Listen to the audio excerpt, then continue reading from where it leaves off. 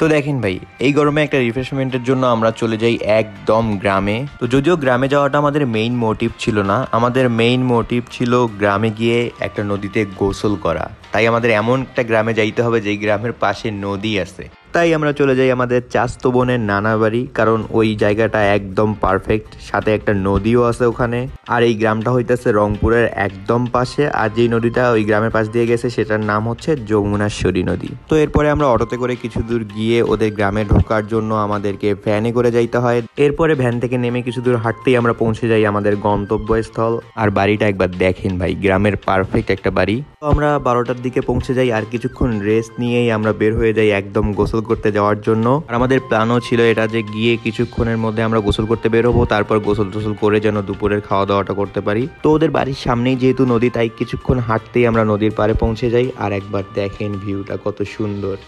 But view সুন্দর হইলেই হবে কি, এরপরে আমাদের একটা প্রবলেমে পড়তে হয়, সেটা হইতেছে নদীতে নামি তো আমরা ঠিকই, বাট কোথাও ভালো মতো পানি পাইতেছিলাম না যেখানে খুব বেশি পানি গোসল করে ভাল লাগবে। ছোটবেলায় পড়া একটা কবিতার পারফেক্ট উদাহরণ ভাই, বৈশাখ মাসে তার হাঁটু জল থাকে, তো সবখানেই হাঁটু জল ভাই, গোসল করার মতো কোনো পানি পাচ্ছিলাম না। এরপরে গ্রামের মানুষের কিছু ইনফরমেশন নেওয়ার পর আমরা এমন একটা জায়গার খোঁজ পাই যেখানে পানি বেশি, তো আমরা সবাই মিলে সেখানে হেঁটে যাচ্ছিলাম।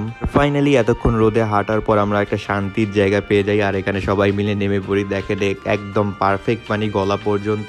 আর নীরব ভাই কোথা থেকে যেন একটা কলা গাছের ভেলার খোঁজ পায়, আর ওটা আমাদের সামনে নিয়ে আসে, আর আমরা সবাই মিলে ওঠার চেষ্টা করতেছিলাম। বাট কলা গাছের ভেলাটা এতই দুর্বল ছিল যে আমাদের ওয়েটটা সহ্য করতে পারতেছিল না, নামাজ ওঠার সাথেই 2-3 জন ওঠার সাথেই ওটা ডুবে যাচ্ছিল। তো কি আর করার, একজন একজন করে আমরা সবাই ওখানে উঠতেছিলাম, আর নীরব ভাই আমাদের এক এক করে ঘুরায় নিয়ে আসতেছিল। তো এরপর বাসায় এসে আমরা খাওয়া দাওয়া করে আবার বের হয়ে যাই সবাই রেডি সেডি হয়ে। এবার যাই নদীর পাড়ে ছবি তোলার জন্য, কারণ আমরা নদীর পাড়ে সুন্দর সুন্দর জায়গা দেখছি, সেই জায়গাগুলোতে ছবি তুলতে হবে আমাদের সবার। আর নদীর পাড়ের এই গাছটা অনেক সুন্দর লাগতেছিল। গাইজ আমরা চলে আসছি এখানে ছবি তোলার জন্য, ছবি টবি তুলে এখন সবাই মিলে আমরা চলে যাচ্ছি এখান থেকে। আর দেখেন জায়গাটা হচ্ছে অনেক সুন্দর।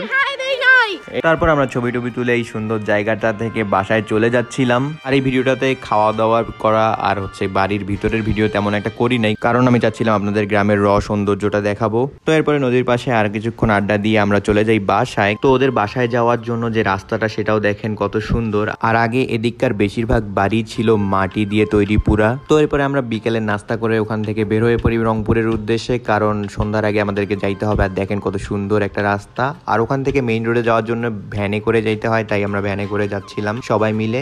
তো এই ছিল আমাদের গ্রামের সুন্দর একটা দিন। আজকের ভিডিও এখানে শেষ করতেছি, জানি অনেকদিন পরে ব্লগ আসলো আবার চ্যানেলে। ভালো থাকবেন সবাই, দেখা হবে নেক্সট ভিডিওতে। আল্লাহ হাফেজ।